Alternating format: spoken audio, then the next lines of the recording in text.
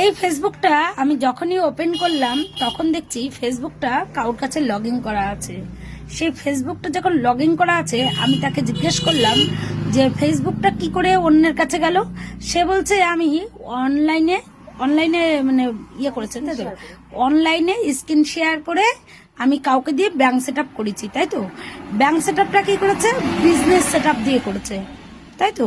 সে ঠিক আছে, business set up দিয়েও ঠিক করা যায়, সেটা অসুবিধা না, কিন্তু সে হাফ করে আর করতে পারিনি।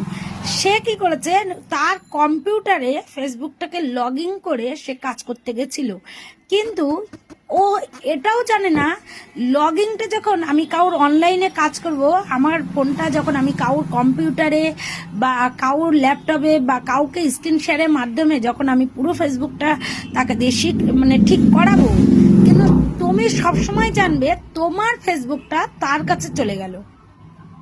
ঠিক আছে, কেন? তুমি যখন কারোর কাছে লগ ইন করাবে, সে যদি এক্সচেঞ্জটা রেখে দেয়, সে কিন্তু যে কোনো মুহূর্তে তোমার ফেসবুকটাকে সে পরিচালনা করতে পারে, এমনকি অনেক কিছুই করতে পারে। তাই মনের ভুলেও কাউকে কখনো স্ক্রিন শেয়ারের মাধ্যমে নিজের আইডি ঠিক করাবে না, 1 নাম্বার। 2 নাম্বার হচ্ছে কারোর কাছে লগ ইন মানে তোমার ফেসবুক অন্য কারোর ডিভাইসে বা অন্য কারোর ফোনে বা অন্য কারোর কম্পিউটারে লগ ইন করে কেউ যদি বলে দাও তোমার পাসওয়ার্ড আমি তোমাকে ঠিক করে দিচ্ছি, সেটাও করাবে না।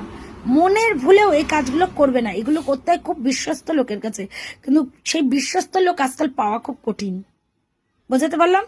কখনো মনের ভুলেও এই কাজগুলো করবে না। এই করলে তোমার যে কোনো মুহূর্তে আইডি চলেও যেতে পারে।